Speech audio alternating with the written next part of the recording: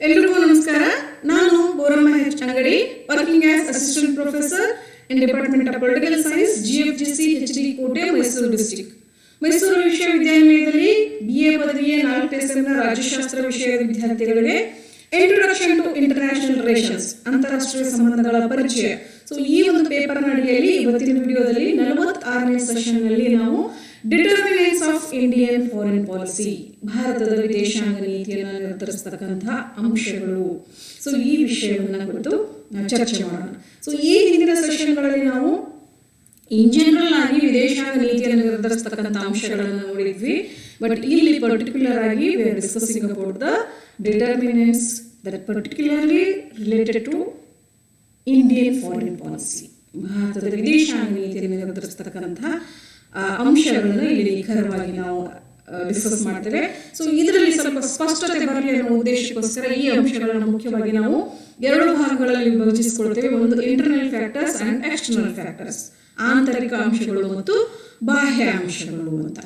ಆಂತರಿಕ ಅಂಶಗಳಲ್ಲಿ ಭೌಗೋಳಿಕ ಅಂಶಗಳು, ಜಿಯೋಗ್ರಫಿಕಲ್ ಫ್ಯಾಕ್ಟರ್ಸ್, ಆರ್ಥಿಕ ಅಂಶಗಳು, ಎಕನಾಮಿಕ್ ಫ್ಯಾಕ್ಟರ್ಸ್, ಮಿಲಿಟರಿ ಅಂಶಗಳು, ಮಿಲಿಟರಿ ಅಥವಾ ಸೈನಿಕ ಅಂಶಗಳು, ದೆನ್ ಡೊಮೆಸ್ಟಿಕ್ ಎನ್ವಿರಾನ್ಮೆಂಟ್, ಸೊ ರಾಷ್ಟ್ರದ ಒಂದು ಆಂತರಿಕ ವಾತಾವರಣ ಪರಿಸ್ಥಿತಿ ಅಂತ ಕರಿತೀವಿ ಅದು, ದೆನ್ ನ್ಯಾಷನಲ್ ಕ್ಯಾರೆಕ್ಟರ್, ರಾಷ್ಟ್ರೀಯ ಸ್ವರೂಪ. ಸೊ ಈ ಎಲ್ಲ ವಿಷಯಗಳು ಬರ್ತವೆ. ಇನ್ನು ಬಾಹ್ಯ ಅಂಶಗಳು, ಎಕ್ಸ್ಟರ್ನಲ್ ಫ್ಯಾಕ್ಟರ್ಸ್ ಯಾವ್ಯಾವ ಅಂದ್ರೆ, ಸೊ ಏನು ಭಾರತ ಸ್ವಾತಂತ್ರ್ಯ ಪಡ್ಕೊಂಡಾಗಿನಿಂದ ಇಲ್ಲಿವರೆಗೂ ಸೊ ಯಾವ ಯಾವ ಬಾಹ್ಯ ಅಂಶಗಳು ಭಾರತದ ವಿದೇಶಾಂಗ ನೀತಿ ರಚನೆಯ ಮೇಲೆ ಪ್ರಭಾವವನ್ನು ಬೀರಿದ್ದಾವೆ ಅಂದ್ರೆ, the existence of 2 power blocks, 2 ಶಕ್ತಿ ಬಣಗಳ ಒಂದು ಅಸ್ತಿತ್ವ, ಅಮೆರಿಕ ಮತ್ತು USSR ಅಂತ 2ನೇ ಮಹಾಯುದ್ಧದ ನಂತರ. Then friendship between neighbouring countries, ನೆರೆಹೊರೆ ರಾಷ್ಟ್ರಗಳ ನಡುವಿನ ಸ್ನೇಹ. Then relations with Commonwealth of Nations, Commonwealth ರಾಷ್ಟ್ರಗಳ ನಡುವಿನ ಸಂಬಂಧ. Help to newly independent nations, so ಹೊಸದಾಗಿ ಸ್ವಾತಂತ್ರ್ಯವನ್ನು ಪಡ್ಕೊಂಡಂತಹ ರಾಷ್ಟ್ರಗಳಿಗೆ ಸಹಾಯವನ್ನು ನೀಡುವುದು. ಫೇತ್ ಇನ್ ಯುನೈಟೆಡ್ ಸ್ಟೇಟ್ಸ್, ವಿಶ್ವಸಂಸ್ಥೆಯಲ್ಲಿನ ನಂಬಿಕೆ. Then disintegration of Soviet Union and end of Cold War, so USSR ವಿಘಟನೆ ಮತ್ತು ಶೀತಲ ಸಮರದ ಅಂತ್ಯ. Then strengthening of Afro Asian unity, Africa ಮತ್ತು ಏಷ್ಯನ್ ರಾಷ್ಟ್ರಗಳ ಒಂದು ಐಕ್ಯತೆ, ಒಗ್ಗಟ್ಟು. Then India as emerging power, ಭಾರತ ಒಂದು ಉದಯೋನ್ಮುಖ ಶಕ್ತಿಯಾಗಿ ಬೆಳೆದಿದ್ರಿಂದ ಸೊ ಅದು ಯಾವ ರೀತಿ ವಿದೇಶಾಂಗ ನೀತಿಯನ್ನು ನಿರ್ಧರಿಸುವಲ್ಲಿ ಪಾತ್ರ ವಹಿಸುತ್ತೆ. Then need of world peace, ಜಾಗತಿಕ ಶಾಂತಿಯ ಅವಶ್ಯಕತೆ, ಅನಿವಾರ್ಯತೆ.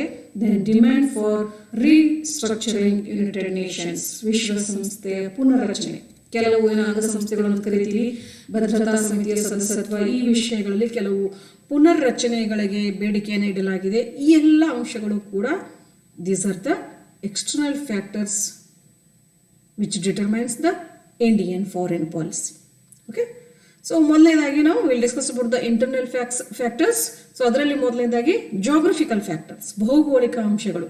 ಸೊ ಈ ಹಿಂದೆ ನಾನು ರಾಷ್ಟ್ರೀಯ ಶಕ್ತಿಯನ್ನು ನಿರ್ಧರಿಸುವಲ್ಲಿ ಜೊತೆಗೆ ಜನರಲ್ ಆಗಿ ಎಲ್ಲಾ ರಾಷ್ಟ್ರಗಳ ವಿದೇಶಾಂಗ ನೀತಿ ನಿರ್ಧರಿಸುವಲ್ಲಿ ಭೌಗೋಳಿಕ ಅಂಶಗಳು ಎಷ್ಟು ಪ್ರಮುಖ ಪಾತ್ರ ವಹಿಸ್ತವೆ ಅನ್ನೋದನ್ನ ಅನೇಕ ರಾಷ್ಟ್ರಗಳ ಉದಾಹರಣೆಗಳ ಸಮೇತ, ನಕಾಶೆಗಳ ಸಮೇತ ನಾನು ನಿಮಗೆಲ್ಲ ಚರ್ಚೆ ಮಾಡಿದ್ದೆ.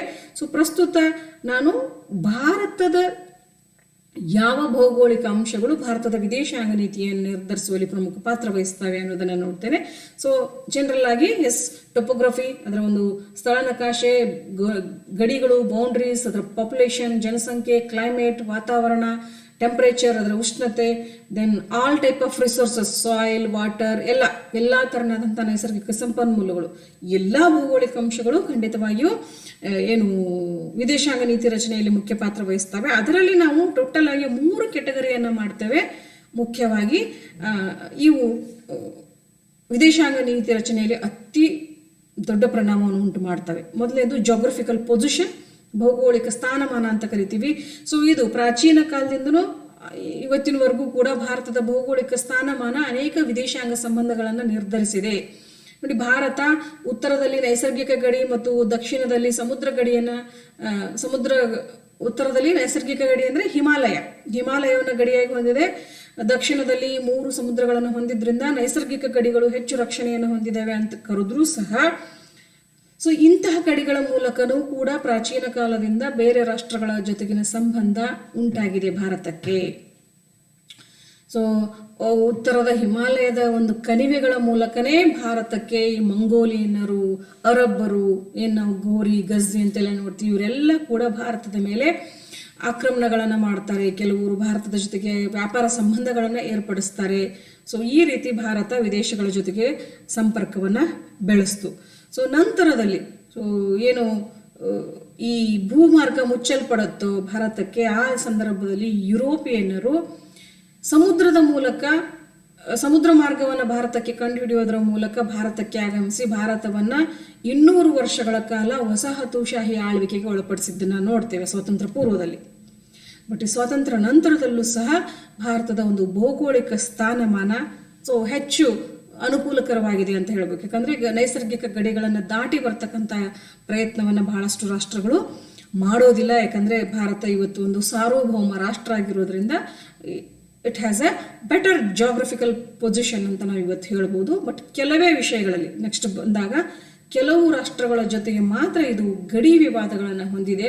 ಅದನ್ನು ಬಿಟ್ಟರೆ ಭಾರತ ಒಂದು ಅನುಕೂಲಕರ ಜಾಗ್ರಫಿಕಲ್ ಪೊಸಿಷನ್ ಅನ್ನು ಹೊಂದಿದೆ ಅಂತ ಹೇಳ್ಬೋದು. ಯಾಕಂದರೆ ಸಮುದ್ರ ಮಾರ್ಗ ಇರೋದ್ರಿಂದ ನಮಗೆ ಬೇರೆ ರಾಷ್ಟ್ರಗಳ ಜೊತೆಗೆ ಅಂತಾರಾಷ್ಟ್ರೀಯ ಸಂಬಂಧಗಳನ್ನು, ವ್ಯಾಪಾರ ಸಂಪರ್ಕವನ್ನು ಇಟ್ಟುಕೊಳ್ಳೋದಕ್ಕೆ ಹೆಚ್ಚು ಅನುಕೂಲವಾಗಿದೆ. Then coming to its size. So ಇದರ ಗಾತ್ರಕ್ಕೆ ಬಂದರೆ ಭಾರತ ಗಾತ್ರದಲ್ಲಿ ಇಡೀ ಜಗತ್ತಿನಲ್ಲಿ 7ನೇ ಸ್ಥಾನವನ್ನು ಪಡೆದಿದೆ, 7ನೇ ದೊಡ್ಡ ರಾಷ್ಟ್ರ. ಸೊ ಅದು ಗಾತ್ರದಲ್ಲಿ ಜಾಸ್ತಿ ಇರೋದ್ರಿಂದ ಖಂಡಿತವಾಗಿಯೂ ನಾವು ಹೇರಳವಾದಂಥ ನೈಸರ್ಗಿಕ ಸಂಪತ್ತನ್ನು ಹೊಂದಿದ್ದೇವೆ. ಹೀಗಾಗಿ ಇತ್ತೀಚಿನ ದಿನಗಳಲ್ಲಿ ವಿದೇಶಾಂಗ ನೀತಿ ನಿರ್ಧರಿಸುವಲ್ಲಿ ಗಾತ್ರ ಅತ್ಯಂತ ಅನುಕೂಲಕಾರಿ ವಿಷಯ ಆಗಿ ಕಾರ್ಯವನ್ನು ನಿರ್ವಹಿಸ್ತಾ ಇದೆ. ಓಕೆ, ಸೊ ಇದರ ಒಂದು ಬೌಂಡ್ರೀಸಿಗೆ ಬಂದರೆ, ಗಡಿ ರಾಷ್ಟ್ರಗಳಿಗೆ ಬಂದರೆ ಇದು ಅತಿ ಪ್ರಮುಖ ವಿಷಯ ವಿದೇಶಾಂಗ ನೀತಿ ರಚನೆಯಲ್ಲಿ. ಸೊ ಭಾರತ 7 ರಾಷ್ಟ್ರಗಳ ಜೊತೆಗೆ ತನ್ನ ಭೂಗಡಿಯನ್ನು ಹಂಚಿಕೊಂಡಿದೆ. ಅದು ಯಾವ್ಯಾವು ಅಂದರೆ ಅಫ್ಘಾನಿಸ್ತಾನ್, ಪಾಕಿಸ್ತಾನ್, ಚೀನಾ, ಭೂತಾನ್, ನೇಪಾಳ್, ಬರ್ಮಾ ಮತ್ತು ಬಾಂಗ್ಲಾದೇಶ್.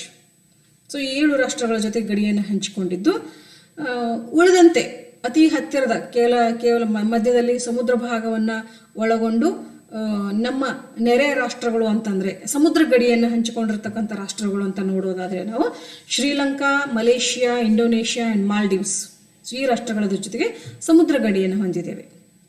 ಸೊ ಈ ಎಲ್ಲ ರಾಷ್ಟ್ರಗಳಲ್ಲಿ ಜೊತೆಗೆ ಸ್ನೇಹ ಸಂಬಂಧ ಭಾರತ ಹೊಂದಿದೆ. ಆದರೆ 3 ರಾಷ್ಟ್ರಗಳ ಜೊತೆಗೆ ಮಾತ್ರ ಭಾರತದ ಒಂದು ಅಂತಾರಾಷ್ಟ್ರೀಯ ಸಂಬಂಧ ಉತ್ತಮವಾಗಿಲ್ಲ. ಯಾಕಂದರೆ ಒಂದಿಲ್ಲ ಒಂದು ಕಾರಣದಿಂದ ಈ ರಾಷ್ಟ್ರಗಳ ನಡುವೆ ವಿವಾದಗಳು ಸಂಭವಿಸಿದಾವೆ ಐತಿಹಾಸಿಕವಾಗಿ. ಅದರಲ್ಲೂ ಮುಖ್ಯವಾಗಿ ಭಾರತ ಮತ್ತು ಪಾಕಿಸ್ತಾನ ನೋಡಿದರೆ, ಇದರ ಒಂದು ಸಂಬಂಧವನ್ನು ನೋಡಿದರೆ, ಸ್ವಾತಂತ್ರ್ಯದ ಭಾರತದ ವಿಭಜನೆಯ ಸಂದರ್ಭದಿಂದ ಹಿಡ್ಕೊಂಡು ಕಾಶ್ಮೀರ್ ವಿವಾದ ಏನು 2 ರಾಷ್ಟ್ರಗಳ ಮಧ್ಯೆ ಉಂಟಾಗಿತ್ತೋ ಆಗಿನಿಂದ ಇಲ್ಲಿವರೆಗೂ ಅದೊಂದೇ ಸಮಸ್ಯೆಯನ್ನು ಹಿಡ್ಕೊಂಡು 2 ರಾಷ್ಟ್ರಗಳ ನಡುವೆ 4 ಸಾರಿ ಯುದ್ಧ ಸಂಭವಿಸಿದೆ. 1948, 65, 71 ಮತ್ತು ಕಾರ್ಗಿಲ್ ಯುದ್ಧ 1991. ಸೊ ಇದುವರೆಗೂ ಕೂಡ ಇವೆರಡೂ ರಾಷ್ಟ್ರಗಳ ನಡುವಿನ ಸಂಬಂಧ, ವಿದೇಶಿ ವ್ಯಾಪಾರ ಆಗಲಿ ಯಾವುದೇ ಆಗಲಿ ಅಷ್ಟೊಂದು ನಂಬಿಕೆಯಿಂದ ಉತ್ತಮವಾದಂಥ ಸಂಬಂಧವನ್ನು ಹೊಂದಿಲ್ಲ ಅಂತ ಹೇಳ್ತೇವೆ ನಾವು. ಸೊ ಇಲ್ಲಿ ಈ ಗಡಿ ಒಂದು ರೀತಿ ಭಾರತಕ್ಕೆ ಏನಾಗಿದೆ, ಒಂದು ಸವಾಲು.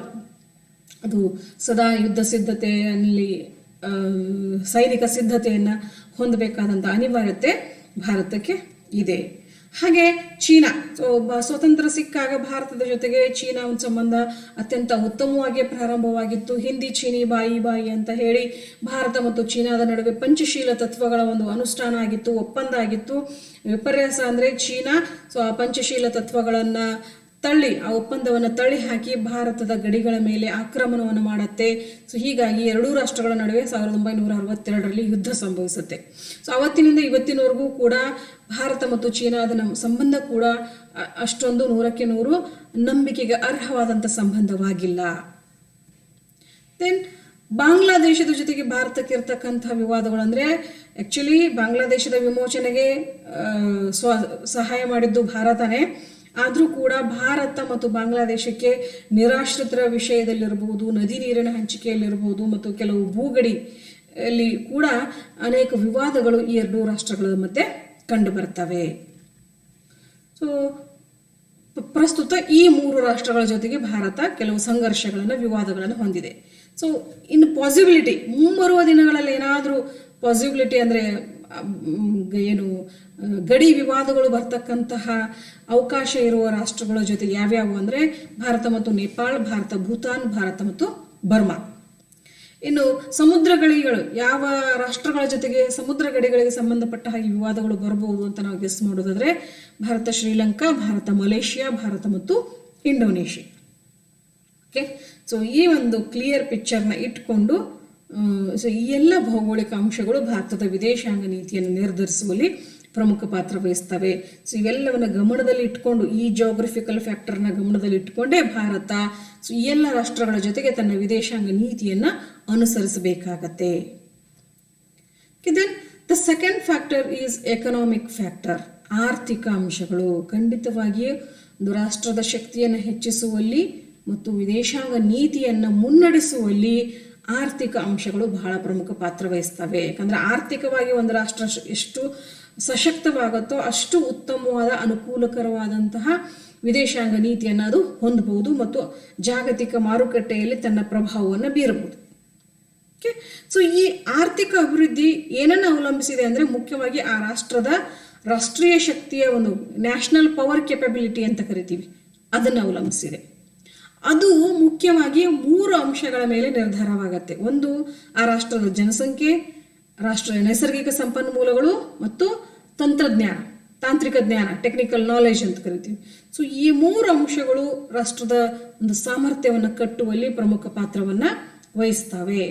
ಸೊ ಪಾಪ್ಯುಲೇಷನ್ ಫಸ್ಟ್ ಬಂದ್ಬಿಟ್ಟು ಇದ್ರ ಬಗ್ಗೆ ಚರ್ಚೆ ಮಾಡೋದಾದ್ರೆ, ಸೊ ಜನಸಂಖ್ಯೆ ಕೇವಲ ನಾವು ಸಾಕಷ್ಟು ದೊಡ್ಡ ಗಾತ್ರದ ಜನಸಂಖ್ಯೆಯನ್ನು ಹೊಂದಿದ್ದೀವಿ.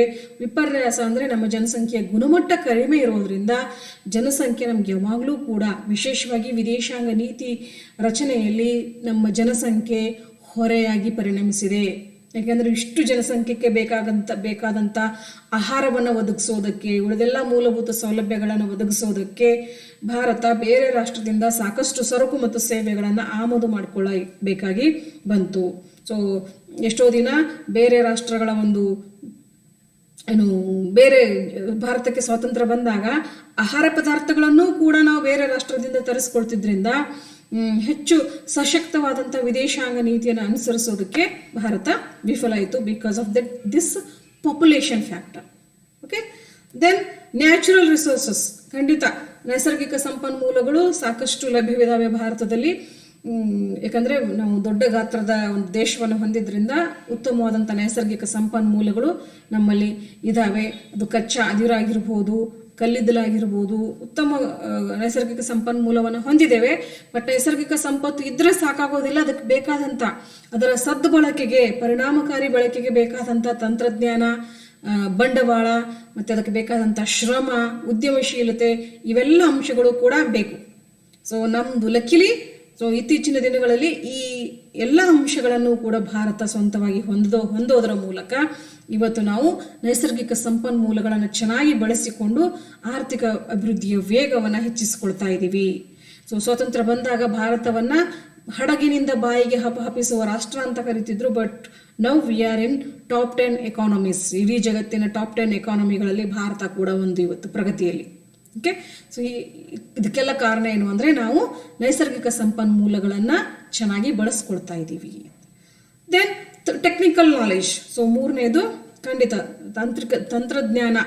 ಇದು ಇವತ್ತಿನ most powerful factor in the determination of Indian foreign policy ಅಂತ ಕರಿತೀವಿ. ಯಾಕಂದರೆ ಇವತ್ತು ಇಡೀ ಜಗತ್ತೇ ವಿಜ್ಞಾನ ಮತ್ತು ತಂತ್ರಜ್ಞಾನದ ಸಹಾಯದಿಂದ ಓಡ್ತಾ ಇರೋದ್ರಿಂದ ಇದರಲ್ಲಿ ಎಷ್ಟು ನಾವು ನಾಲೆಜಬಲ್ ಇರ್ತೀವಿ, ಹೆಚ್ಚು ಸಶಕ್ತರಾಗಿರ್ತೀವಿ, ಅಷ್ಟು ನಮ್ಮ ವಿದೇಶಾಂಗ ನೀತಿಯನ್ನು ಅನುಕೂಲಕಾರಿಯಾಗಿ ನಿರ್ಮಿಸ್ಕೊಳ್ಳೋಕೆ ಸಾಧ್ಯ ಆಗುತ್ತೆ. ಲಕಿಲಿ ನಾವು ಕೂಡ ಇವತ್ತು ಸಾಕಷ್ಟು ತಂತ್ರಜ್ಞಾನದಲ್ಲಿ ಮುಂದುವರೆದಿದ್ದೀವಿ. ಅದು ಯುದ್ಧ ಶಸ್ತ್ರಾಸ್ತ್ರಗಳ ತಯಾರಿಯಲ್ಲಾಗಿರ್ಬೋದು, IT-BT ಸೆಕ್ಟರ್ನಲ್ಲಂತೂ ಇಡೀ ಜಗತ್ತೇ ನಮ್ಮ ಕಡೆಗೆ ನೋಡುವಷ್ಟು ನಾವು ತಾಂತ್ರಿಕವಾಗಿ ಸಶಕ್ತರಾಗಿದ್ದೀವಿ. ಹೀಗಾಗಿ ಇದು ನಮ್ಮ ಆರ್ಥಿಕ ಶಕ್ತಿಯನ್ನು ಇವತ್ತು ಹೆಚ್ಚಿಸ್ತಾ ಇದೆ. ಓಕೆ, ದೆನ್ ಆರ್ಥಿಕ ಅಭಿವೃದ್ಧಿಯನ್ನು ನಿರ್ಧರಿಸ್ತಕ್ಕಂತಹ ಐಡಿಯಾಲಜಿಗಳು ಮುಖ್ಯವಾಗಿ ಭಾರತದಲ್ಲಿ 2. ಒಂದು ಕ್ಯಾಪಿಟಲಿಸಮ್, ಇನ್ನೊಂದು ಕಮ್ಯುನಿಸಮ್, ಬಂಡವಾಳಶಾಹಿ ಮತ್ತು ಸಮಾಜವಾದ ಅಂತ. ಸೊ ಭಾರತಕ್ಕೆ ಸ್ವತಂತ್ರ ಸಿಕ್ಕಾಗ ಕ್ಯಾಪಿಟಲಿಸಮ್ ಅನ್ನೋ ಒಂದು ಸಿದ್ಧಾಂತದ ಪ್ರತಿಪಾದಕವಾಗಿ USA ಒಂದು ಕಡೆಗೆ, ಕಮ್ಯುನಿಸಂನ ಪ್ರತಿಪಾದಕವಾಗಿ USSR ಒಂದು ಕಡೆಗೆ ನಿಂತ್ಕೊಂಡಿದ್ವು.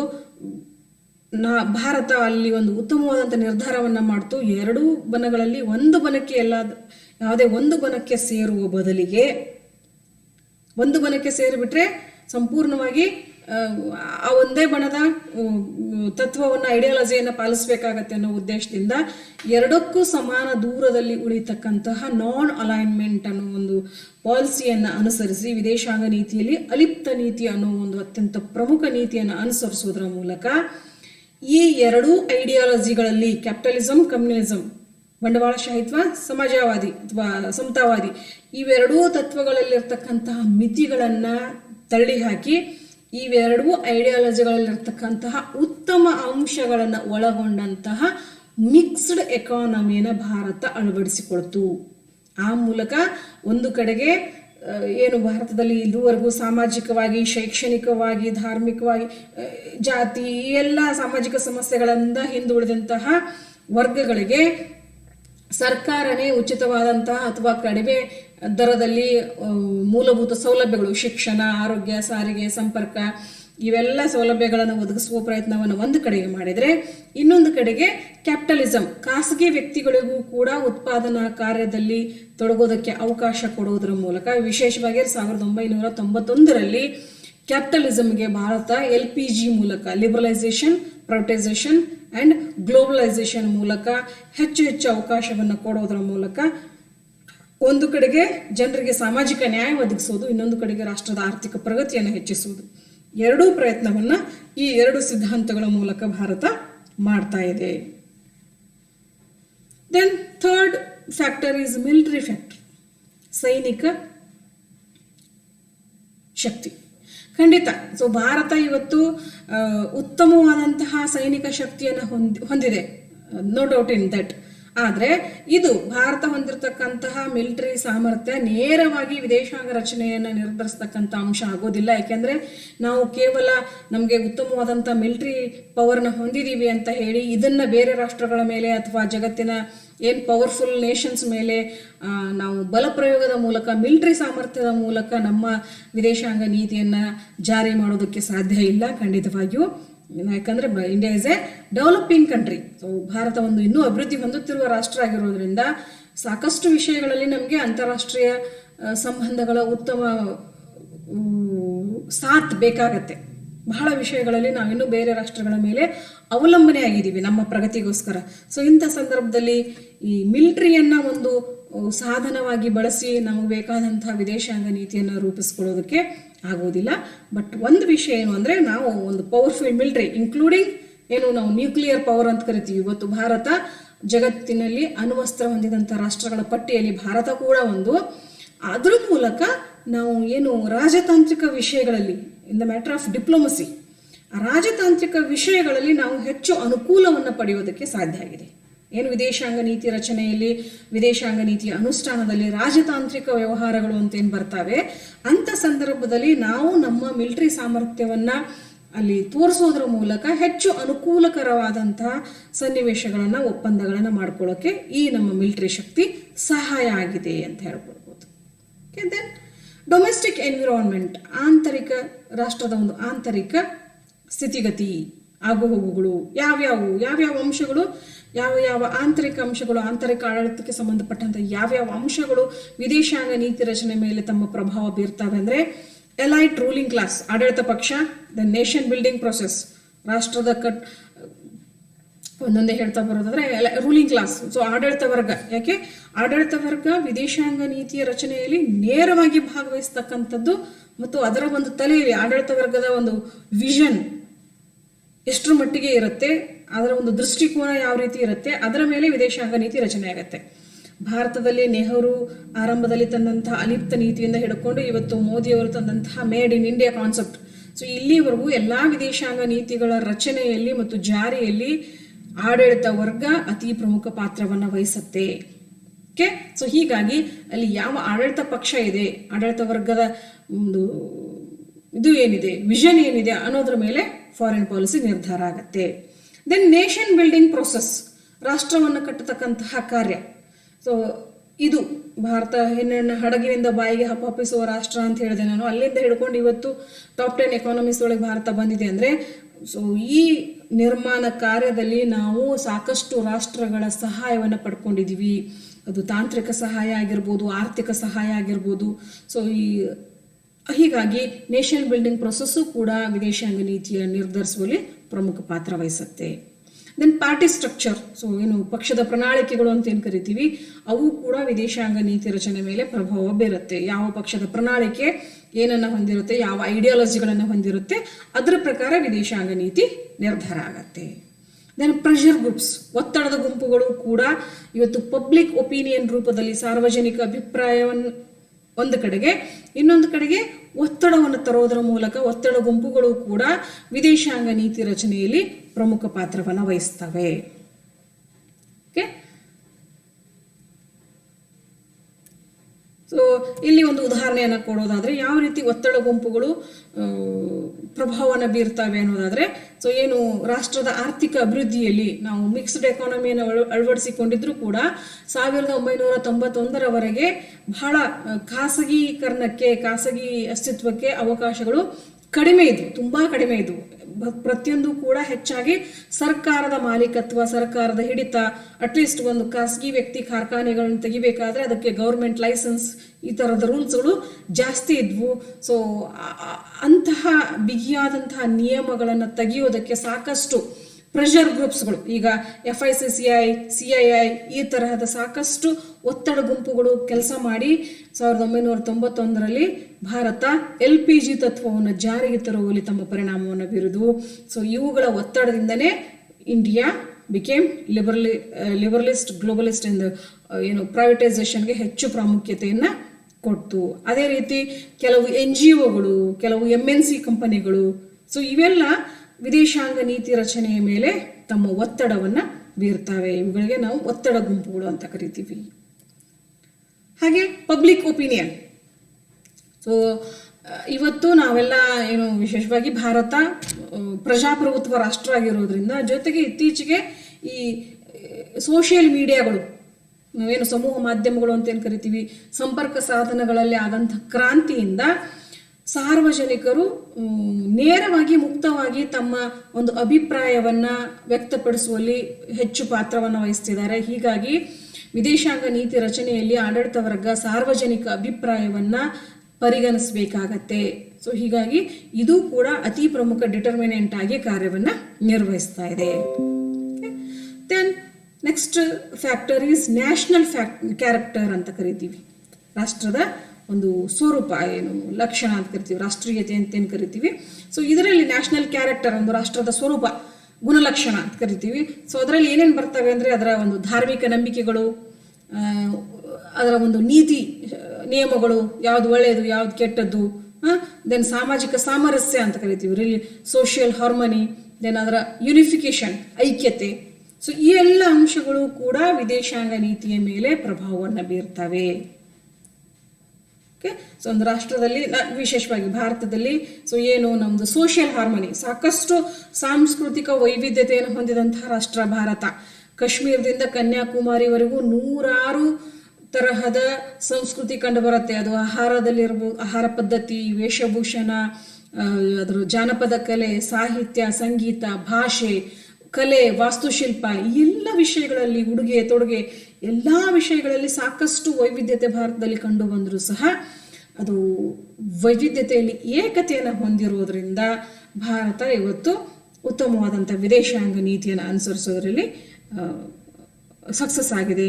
ಜೊತೆಗೆ ಭಾರತದ ವಿದೇಶಾಂಗ ನೀತಿಯ ಮೇಲೆ ಕೆಲವೊಂದು ಸರಿ ವೈವಿಧ್ಯತೆಯೂ ಕೂಡ ಪರಿಣಾಮವನ್ನು ಬೀರುತ್ತೆ. ಸೊ ವೈವಿಧ್ಯತೆಯನ್ನು ಪ್ರೋತ್ಸಾಹಿಸ್ತಕ್ಕಂತಹ ವಿದೇಶಾಂಗ ನೀತಿಯನ್ನು ಕೆಲವು ಸರಿ ಅನುಸರಿಸಬೇಕಾಗತ್ತೆ. ಯಾಕಂದರೆ ಸಾಂಸ್ಕೃತಿಕ ವಿನಿಮಯ ಕಾರ್ಯಕ್ರಮಗಳಾಗಿರ್ಬೋದು, ಶಿಕ್ಷಣ ವಿನಿಮಯ ಕಾರ್ಯಕ್ರಮಗಳಾಗಿರ್ಬೋದು, ಅಥವಾ ಧಾರ್ಮಿಕ ವಿಷಯಗಳಲ್ಲಿ ಅಂತಾರಾಷ್ಟ್ರೀಯ ಸಂಬಂಧಗಳಾಗಿರ್ಬೋದು. ಸೊ ಇಂಥ ವಿಷಯದಲ್ಲಿ ಈ ಒಂದು ಮಲ್ಟಿಕಲ್ಚರ್ ಫ್ಯಾಕ್ಟರ್ ಅನ್ನೋದೇನಿದೆಯಲ್ಲ, ಅದು ಅತ್ಯಂತ ಪ್ರಭಾವವನ್ನು ಬೀರತ್ತೆ. ಸೊ ಇದು ವಿಶೇಷವಾಗಿ ಈ ಒಂದು ನ್ಯಾಷನಲ್ ಕ್ಯಾರೆಕ್ಟರ್ ಮುಖ್ಯವಾಗಿ ಅಲ್ಲಿ ಪಾಲಿಸಿ ಮೇಕರ್ಸ್ ಮೇಲೆ ತನ್ನ ಪ್ರಭಾವವನ್ನು ಬೀರುತ್ತೆ. ಸೊ ಪಾಲಿಸಿ ಮೇಕರ್ಸ್, ಸೊ ವಿದೇಶಾಂಗ ನೀತಿಯ ರಚನೆ ಕಾರ್ಯದಲ್ಲಿ ತೊಡಗಿರುವಂಥವರು ವಿದೇಶಾಂಗ ನೀತಿಯ ರಚನೆಯ ಒಂದು ಕಾರ್ಯವನ್ನು ಮಾಡುವಾಗ ಈ ಎಲ್ಲ ಸೊ ತಮ್ಮ ದೇಶದ ಆಂತರಿಕ ನ್ಯಾಷನಲ್ ಕ್ಯಾರೆಕ್ಟರ್ ಏನಿದೆಯಲ್ಲ, ಸೊ ನಮ್ಮ ದೇಶದ ಧಾರ್ಮಿಕ ಸ್ಥಿತಿಗತಿ, ಶೈಕ್ಷಣಿಕ ಸ್ಥಿತಿಗತಿ ಮತ್ತು ನಮ್ಮ ಮೌಲ್ಯಗಳು, ನೈತಿಕ ಮೌಲ್ಯಗಳು. ಸೊ ಭಾರತ ಸೊ ಮೊದಲಿಂದನೂ ಯಾವ ನೈತಿಕ ಮೌಲ್ಯವನ್ನು ಹೊಂದಿದೆ ಅಂದರೆ ನಾವು ಸಾಮಾಜಿಕ ಸಾಮರಸ್ಯಕ್ಕೆ ಹೆಚ್ಚು ಒತ್ತು ಕೊಡ್ತೀವಿ. ವಸುದೈವ ಕುಟುಂಬಕಂ. ಸೊ ಇಡೀ ಜಗತ್ತನ್ನು ಒಂದು ಕುಟುಂಬ ನೋಡುವ ಏನು ನಮಗೆ ಸ್ವಾಮಿ ವಿವೇಕಾನಂದರು ಆ ಒಂದು ಬುನಾದಿಯನ್ನು ಹಾಕಿ ಹೋಗಿದ್ದಾರೆ ಭಾರತಕ್ಕೆ. ಆ ಒಂದು ಸ್ನೇಹ ಭಾವವನ್ನು ನಾವು ಕಾಣ್ತೇವೆ. ಸೊ ಅಂತಹ ಒಂದು ಮೊರಾಲಿಟಿ ನಮ್ಮ ಒಂದು ನ್ಯಾಷನಲ್ ಕ್ಯಾರೆಕ್ಟರ್ನಲ್ಲಿ ಇದೆ. ಸೊ ಹೀಗಾಗಿ ನಮ್ಮ ಪಾಲಿಸಿ ಮೇಕರ್ಸ್ ಯಾವಾಗಲೂ ಕೂಡ ವಿದೇಶಾಂಗ ನೀತಿಯನ್ನು ಅನುಸರಿಸುವಾಗ ಶಾಂತಿ ದೂತರಾಗಿ ಕಾರ್ಯವನ್ನು ಮಾಡ್ತಾರೆ ಹೊರತಾಗಿ ಅಗ್ರೆಸಿವ್ ನೇಚರ್ ನಮ್ಮಲ್ಲಿ ಕಂಡು ಬರುವುದಿಲ್ಲ. ಸೊ ಅದೇ ರೀತಿ ಅಂಬಾಸಡರ್ಸ್, ಸೊ ಏನು ರಾಯಭಾರಿಗಳು ತಮ್ಮ ಕೆಲಸವನ್ನು ಮಾಡ್ತಕ್ಕಂಥ ಸಂದರ್ಭದಲ್ಲೂ ಕೂಡ ನಮ್ಮ ಸಂಸ್ಕೃತಿಯ ರಕ್ಷಣೆಗೆ, ನಮ್ಮ ದೇಶದ ಒಂದು ನೀತಿಗಳಿಗೆ, ಆದರ್ಶಗಳಿಗೆ ಗೌರವ ಕೊಡುವಂತಹ ವಿದೇಶಾಂಗ ನೀತಿ ಅನುಷ್ಠಾನದಲ್ಲೇ ಹೆಚ್ಚು ಏನು ಪ್ರಾಮುಖ್ಯತೆಯನ್ನು ಕೊಡ್ತಾರೆ. Okay, so then representatives and through international issues and conferences, ಅನೇಕ ವಿಷಯಗಳಿಗೆ ಸಂಬಂಧಪಟ್ಟ ಹಾಗೆ ಜಾಗತಿಕ ವಿಷಯಗಳಿಗೆ ಮತ್ತು ಜಾಗತಿಕ ಸಮ್ಮೇಳನಗಳಲ್ಲೂ ಸಹ ಭಾಗವಹಿಸಬೇಕಾದ್ರೆ, ಅಭಿಪ್ರಾಯಗಳನ್ನು ಮಂಡಿಸಬೇಕಾದ್ರೆ ಅಲ್ಲಿ ಕೂಡ ಈ ನ್ಯಾಷನಲ್ ಕ್ಯಾರೆಕ್ಟರ್ ಅನ್ನೋದು ತನ್ನ ಪ್ರಭಾವವನ್ನು ಅತಿಯಾಗಿ ಬೀರುತ್ತೆ. Okay, so coming to the external factors, ಬಾಹ್ಯ ಅಂಶಗಳು ಯಾವ್ಯಾವು? The first one is existence of 2 power blocs. So ಖಂಡಿತ ಎರಡನೇ ಮಹಾಯುದ್ಧದ ನಂತರ ಇಡೀ ಜಗತ್ತು USA ಮತ್ತು USSR ಎರಡು ಬಣಗಳ ಅಡಿಯಲ್ಲಿ ಧ್ರುವೀಯ ಪ್ರಪಂಚ ಆಗಿ ಅಸ್ತಿತ್ವವನ್ನು ಪಡೆದುಕೊಳ್ಳಿತ್ತು. ಭಾರತ ಆವಾಗ ಅತಿ ಪ್ರಮುಖ ವಿದೇಶಾಂಗ ನೀತಿಯನ್ನು ರೂಪಿಸ್ತು. ಸೊ ತನ್ನ ವಿದೇಶಾಂಗ ನೀತಿಯಲ್ಲಿ ಅಲಿಪ್ತ ನೀತಿಯನ್ನು ಅನುಸರಿಸುವುದರ ಮೂಲಕ, ನಾವು ಆಲ್ರೆಡಿ ಚರ್ಚೆ ಮಾಡಿದ್ದೀವಿ ತುಂಬ ಸರಿ, ಅಲಿಪ್ತ ನೀತಿಯನ್ನು ಒಂದು ಹೊಸ ಸುವರ್ಣ ಮಾರ್ಗವನ್ನು ಅನುಸರಿಸುವುದರ ಮೂಲಕ ತನ್ನ ವಿದೇಶಾಂಗ ನೀತಿಯಲ್ಲಿ ಅತ್ಯಂತ ವಿಶೇಷವಾದಂಥ ವಿಧಾನವನ್ನು ಅನುಸರಿಸ್ತು. ಸೊ ಈ ರೀತಿ ಈ ಪವರ್ ಬ್ಲಾಕ್ಗಳ ಒಂದು ಅಸ್ತಿತ್ವ ಕೂಡ ಭಾರತ ತನ್ನ ಸುವರ್ಣ ಮಾರ್ಗವನ್ನು ಅನುಸರಿಸೋಕೆ ಒಂದು ಪ್ರಭಾವವನ್ನು ಬೀರಿದಂಥ ಘಟನೆ ಅಂತ ನಾವು ಖಂಡಿತವಾಗಿ ಹೇಳ್ಬೋದು. ಸೊ ಒಂದು ವೇಳೆ ಆ ಬೈಪೋಲಾರ್ ವರ್ಲ್ಡ್ ಸೃಷ್ಟಿ ಆಗದೆ ಹೋದರೆ ಭಾರತ ಸಹಜವಾಗಿ ಈ ಒಂದು ಸುವರ್ಣ ಮಾರ್ಗವನ್ನು ಅಳವಡಿಸ್ಕೊಳ್ತಿತ್ತೋ ಇಲ್ವೋ, ಬಟ್ ಆ ಒಂದು ಘಟನೆ ಏನು ನಾವು ಮಿಕ್ಸ್ಡ್ ಎಕಾನಮಿ ಅಂತ ಕರಿತೀವಿ ಅದನ್ನು ಅನುಸರಿಸೋದಕ್ಕೆ ಪ್ರಮುಖ ಪ್ರಭಾವವನ್ನು ಬೀರುತ್ತೆ, ಪ್ರಮುಖ ಡಿಟರ್ಮಿನೆಂಟ್ ಆಗಿ ಕೆಲಸವನ್ನು ಮಾಡುತ್ತೆ. Then friendship with neighbouring countries. ಖಂಡಿತ ನಾವು ಹಿಂದೆ ಚರ್ಚೆ ಮಾಡಿದ್ವಿ, ಭೌಗೋಳಿಕವಾಗಿ ಭಾರತ ಯಾವ್ಯಾವ ರಾಷ್ಟ್ರಗಳ ಜೊತೆಗೆ ಭೂಗಡಿಯನ್ನು, ಸಮುದ್ರ ಗಡಿಗಳನ್ನು ಹೊಂದಿದೆ. ಸೊ ಆ ಎಲ್ಲ ರಾಷ್ಟ್ರಗಳ ಜೊತೆಗೆ ಉತ್ತಮವಾದಂಥ ಸಂಬಂಧ ಹೊಂದುವ ನಿಟ್ಟಿನಲ್ಲಿನೇ ಭಾರತ ತನ್ನ ವಿದೇಶಾಂಗ ನೀತಿಯನ್ನು ರಚಿಸ್ಕೊಳ್ತಾ ಬಂದಿದೆ ಶಾಂತಿ ದೂತನಾಗಿ. ಸೊ ಪಂಚಶೀಲ ತತ್ವಗಳು ಅನ್ನೋ ಒಂದು ವಿಶೇಷ ವಿದೇಶಾಂಗ ನೀತಿಯನ್ನು ಭಾರತ ಅಳವಡಿಸಿಕೊಂಡು ಎಲ್ಲ ನೆರೆ ರಾಷ್ಟ್ರಗಳ ಜೊತೆಗೆ ಉತ್ತಮ ಸ್ನೇಹಯುತ ಸಂಬಂಧ ಹೊಂದುವ ಅಭಿಲಾಷೆಯನ್ನು ವ್ಯಕ್ತಪಡಿಸಿತ್ತು. ಸೊ ಭಾರತದ ಪ್ರತಿಯೊಂದು ವಿದೇಶಾಂಗ ನೀತಿಯ ತಂತ್ರಗಳು ಕೂಡ ತನ್ನ ನೆರೆಹೊರೆ ರಾಷ್ಟ್ರಗಳ ಜೊತೆಗೆ ಸ್ನೇಹವನ್ನು ಬೆಳೆಸುವ ಆಧಾರದ ಮೇಲೆಯೇ ಇದ್ವು. Then relations with Commonwealth of Nations. ಖಂಡಿತ ಏನು ಇಡೀ ಜಗತ್ತಿನಲ್ಲಿ ಬ್ರಿಟಿಷ್ ವಸಾಹತುಶಾಹಿಗೆ ಒಳಪಟ್ಟು ನಂತರದಲ್ಲಿ ಸ್ವತಂತ್ರವನ್ನು ಪಡ್ಕೊಂಡಂತಹ ರಾಷ್ಟ್ರಗಳ ಒಂದು ಒಕ್ಕೂಟ ಏನಿದೆ, ಕಾಮನ್ವೆಲ್ತ್ ಆಫ್ ನೇಷನ್ಸ್. ಸೊ ಈ ರಾಷ್ಟ್ರಗಳ ಜೊತೆಗೂ ಕೂಡ ಒಮ್ಮಿದ್ದೊಮ್ಮೆಗೆ ತನ್ನ ಸಂಬಂಧವನ್ನು, ತನ್ನ ಕೊಂಡಿಯನ್ನು ಕಳಚಿಕೊಳ್ಳದೆ ಭಾರತ ಈ ಕಾಮನ್ವೆಲ್ತ್ ರಾಷ್ಟ್ರಗಳ ಜೊತೆಗೂ ಕೂಡ ಉತ್ತಮವಾದಂತಹ ಸಂಬಂಧವನ್ನು ಹೊಂದೋದರ ಮೂಲಕ ಅವುಗಳ ಜೊತೆಗೆ ಈ ಶೈಕ್ಷಣಿಕ ವಿನಿಮಯ ಕಾರ್ಯಕ್ರಮಗಳು, ಕ್ರೀಡಾ ಒಂದು ಚಟುವಟಿಕೆಗಳು ಮುಂತಾದವುಗಳಲ್ಲಿ ಭಾಗವಹಿಸ್ತಕ್ಕಂತಹ ವಿದೇಶಾಂಗ ನೀತಿಯನ್ನು ಅನುಸರಿಸ್ತಾ ಇದೆ. Then help to newly independent nations. ಖಂಡಿತ ಸೊ ನಾವು ಕೂಡ ಎರಡನೇ ಜಾಗತಿಕ ಮಹಾಯುದ್ಧದ ನಂತರ ಸಾಕಷ್ಟು ಆಫ್ರಿಕಾ ಮತ್ತು ಏಷ್ಯಾದ ರಾಷ್ಟ್ರಗಳು ಸ್ವಾತಂತ್ರ್ಯವನ್ನು ಪಡ್ಕೊಂಡ್ವು, ಗೊತ್ತು ನಮಗೆಲ್ಲ. ಬಟ್ ಅದರಲ್ಲಿ ಭಾರತ ಅದೇ ಸಂದರ್ಭದಲ್ಲಿ ಸ್ವಾತಂತ್ರ್ಯವನ್ನು ಪಡೆದ್ರೂ ಕೂಡ ನಾವು ಸ್ವಲ್ಪ ಮುಂಚೂಣಿಯಲ್ಲಿದ್ವಿ ಸ್ವಾತಂತ್ರ್ಯ ಪಡೆದುಕೊಳ್ಳುವುದರಲ್ಲಿ. ಸೊ ಹೀಗಾಗಿ ಭಾರತ ಒಂದು ರೀತಿ ಉಳಿದೆಲ್ಲ ರಾಷ್ಟ್ರಗಳಿಗೆ, ಏನು ಆಗ ತಾನೇ ಸ್ವಾತಂತ್ರ್ಯವನ್ನು ಪಡೆದುಕೊಂಡಂಥ ರಾಷ್ಟ್ರಗಳಿಗೆ ಒಂದು ಮಾರ್ಗದರ್ಶಿ ಸ್ನೇಹಿತನಾಗಿ ಕಾರ್ಯವನ್ನು ನಿರ್ವಹಿಸುತ್ತೆ. ವಿಶೇಷವಾಗಿ ಭಾರತ ಆ ಟೈಮ್ನಲ್ಲಿ ಅಲಿಪ್ತ ನೀತಿಯನ್ನು ಹುಟ್ಟಿ ಹಾಕಿದ್ದರಿಂದ ಹೊಸದಾಗಿ ಸ್ವಾತಂತ್ರ್ಯವನ್ನು ಪಡೆದುಕೊಂಡಂಥ ರಾಷ್ಟ್ರಗಳಿಗೆ ಈ ಅಲಿಪ್ತ ನೀತಿ ಅನ್ನುವ ಹೊಸ ತಂತ್ರ ಹೆಚ್ಚು ಇಷ್ಟ ಆಗತ್ತೆ. ಸೊ ಹೀಗಾಗಿ ಭಾರತದ ನಾಯಕತ್ವದಲ್ಲಿ ಆ ಅಲಿಪ್ತ ನೀತಿಯನ್ನು ಅನುಸರಿಸೋದಕ್ಕೆ ಬಹಳಷ್ಟು ಹೊಸದಾಗಿ ಸ್ವಾತಂತ್ರ್ಯ ಪಡೆದಂಥ ರಾಷ್ಟ್ರಗಳು ಬರ್ತವೆ. ಸೊ ಹೀಗಾಗಿ ಅವುಗಳಿಗೆಲ್ಲ ಆ ಅಲಿಪ್ತ ನೀತಿಯ ಒಂದು ನಿರ್ದಿಷ್ಟ ಉದ್ದೇಶಗಳು, ಸಾಧನಗಳನ್ನೆಲ್ಲ ಹೇಳೋದ್ರ ಮೂಲಕ ಆ ರಾಷ್ಟ್ರಗಳಿಗೆ ಸಹಾಯ ಮಾಡಿ ಈ ಎಲ್ಲ ರಾಷ್ಟ್ರಗಳಿಗೆ ನಾಯಕನಾಗಿ ಹೊರಹೊಮ್ಮುತ್ತೆ. ಅದನ್ನೇ ನಾವು ತೃತೀಯ ಜಗತ್ತು, ಭಾರತದ ನಾಯಕತ್ವದಲ್ಲಿ ಒಂದು ತೃತೀಯ ಜಗತ್ತೇ ಹುಟ್ಕೊಳ್ಳುತ್ತೆ. Then faith in United Nations, ವಿಶ್ವಸಂಸ್ಥೆಯಲ್ಲಿ ನಂಬಿಕೆ. ಖಂಡಿತ.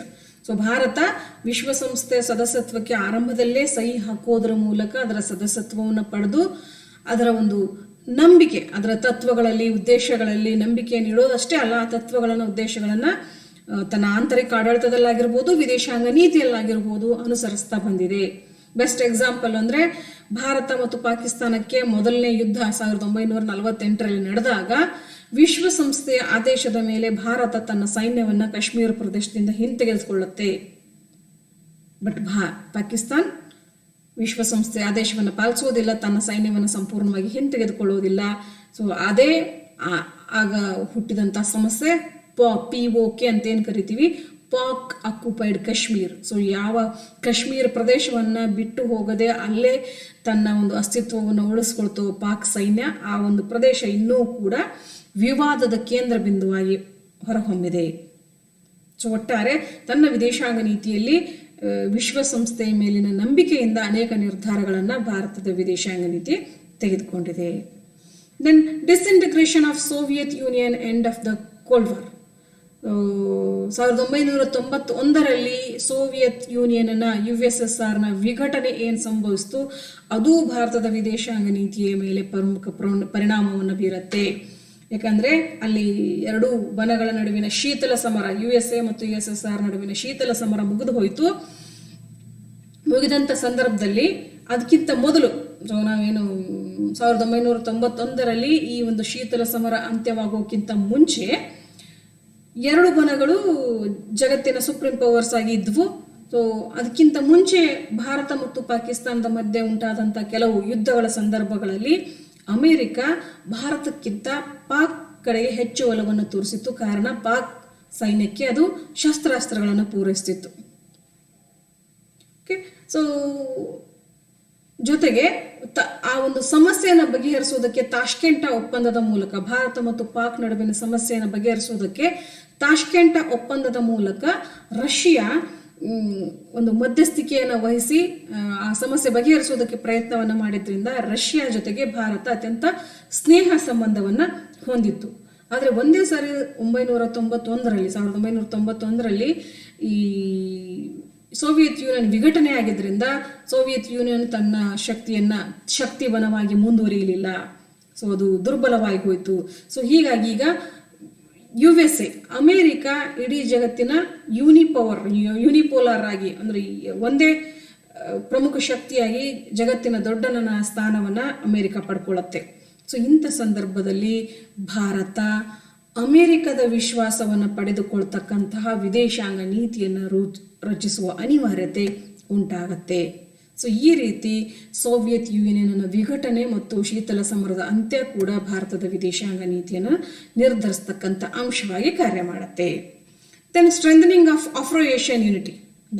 ಸೊ ಆಫ್ರಿಕಾ ಮತ್ತು ಏಷ್ಯಾದ ರಾಷ್ಟ್ರಗಳು ಹೊಸದಾಗಿ ಸ್ವತಂತ್ರವನ್ನು ಪಡ್ಕೊಂಡಿದ್ವು. ಭಾರತದ ನಾಯಕತ್ವದಲ್ಲಿ ಅವು ಒಂದು ಹೊಸ ಪ್ರಗತಿಯನ್ನು ಸಾಧಿಸೋದಕ್ಕೆ ತುಡಿತಾ ಇದ್ವು.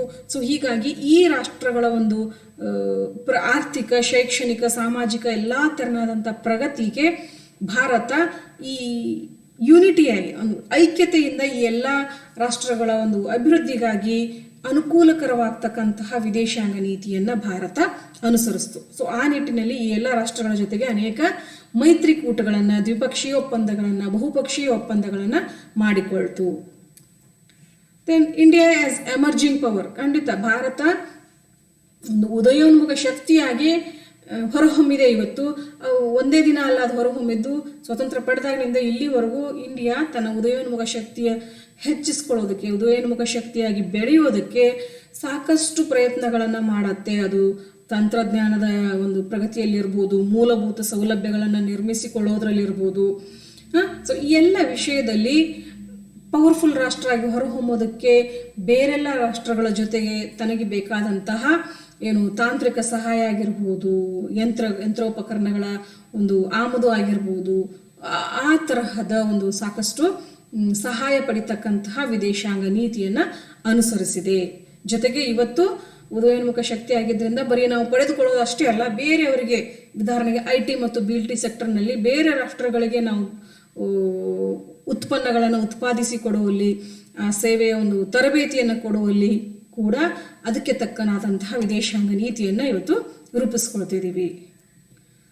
Then need of world peace, ಖಂಡಿತ. ಸೊ ಜಾಗತಿಕ ಶಾಂತಿಯ ಅಗತ್ಯತೆ ಇದು ಪ್ರತಿಯೊಂದು ರಾಷ್ಟ್ರಕ್ಕೂ ಇವತ್ತು ತಾನು ಎಷ್ಟೇ ಪ್ರಬಲ ರಾಷ್ಟ್ರವಾಗಿ ಮುಂದುವರೆದ್ರೂ ಸಹ, ಹೊರಹೊಮ್ಮಿದ್ರೂ ಸಹ ಜಾಗತಿಕ ಶಾಂತಿಗೆ ನಮ್ಮ ದೇಶದ ಪ್ರಗತಿ ಅಡ್ಡಿ ಆಗಬಾರದು. ಭಾರತ ಕೂಡ ಈ ನಿಟ್ಟಿನಲ್ಲಿನೇ ತನ್ನ ವಿದೇಶಾಂಗ ನೀತಿಯನ್ನು ಅನುಸರಿಸ್ಕೊಳ್ತಾ ಇದೆ.